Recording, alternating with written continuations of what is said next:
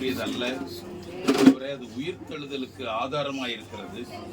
ஆண்டவரே, எங்கள் ஆண்டவரும் மரணத்தின் ஊடாக கடந்து சென்றவராய் இருக்கிறீர்.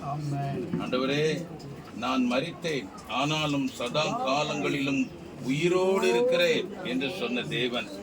ஆண்டவரே, இன்றைக்கு இவருடைய சரீரம் எங்க இருக்கிறது, ஆனால் இவர் கிறிஸ்துவோடு வாழ்ந்து கொண்டிருக்கிறதை நாங்கள் அறிவோம். ஆண்டவரே, ஆண்டவரே, நீர் உம்முடைய மகனை மீட்டு கொண்டு தமக்கு பிரித்துக் கொண்டீர்.